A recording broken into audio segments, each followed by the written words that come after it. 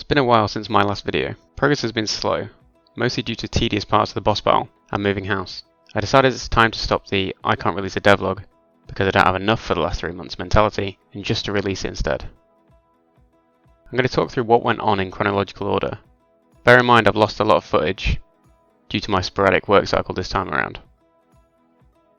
So first of all, the boss battle. I added projectiles to the boss fight which would aim for the player. These are based on acorns and they had pretty crazy tracking at first, so I had to tone down how much they could turn. At first they flash and lock onto the player before being launched out towards the player. I then hooked the acorn projectile spawning to the scream animation and made it launch 3 attacks with a bit of delay.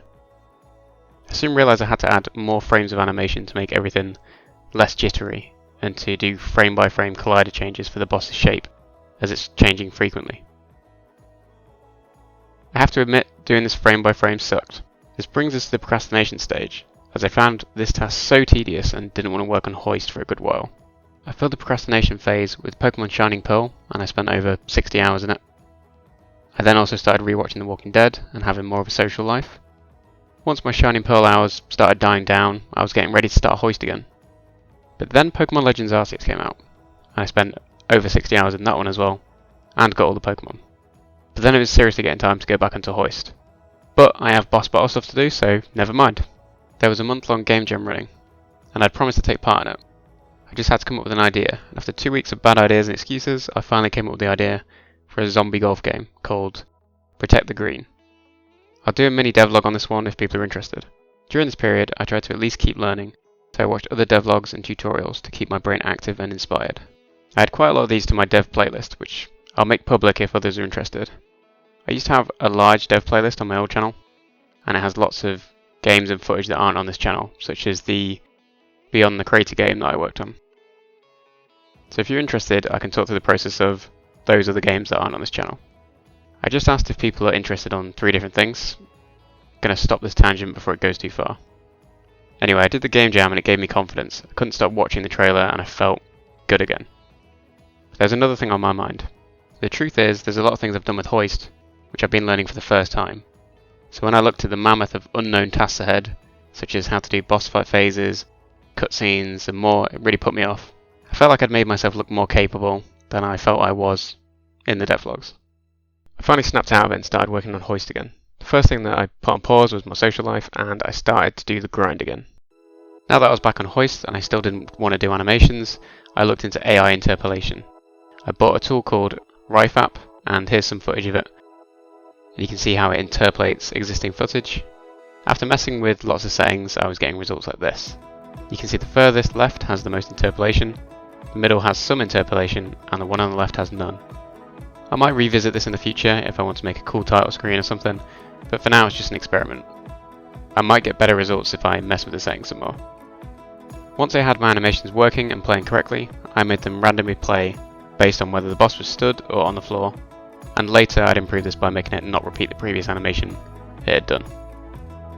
I added some more boss moves such as a vine attack where he slams the ground with his hands and vines come out. I also added an attack where he slams the ground with his body and rocks come out of the ground. The intention is that you throw the rocks back at the boss and that's the way of dealing damage. I went on to add screen shake. This change broke room transitions to the boss room for about 4 hours while I searched for a slither of information online. I eventually discovered that this component creates a parent shake container for the camera. This was preventing my camera from working as it would create a parent for itself which would go into the currently active scene that was unloading instead of the one that was loading and had created the camera. This caused the camera to delete itself on startup because it was being unloaded, and I fixed this by creating a parent for the camera as the parent would have already been set in that new scene and the shake container would then be a child of that. I then made my first timeline cutscene in the game where the boss appears and the player automatically moves. I still need to work on disabling more character controls during this cutscene, but for now it's pretty cool. I made the boss push the player back if he collides with the player. I did this with triggers as I didn't want the boss's teleport to be able to spawn inside the player, so it simply pushes the player away if he teleports in the same position or the player walks into it. I ran into an issue trying to build the game.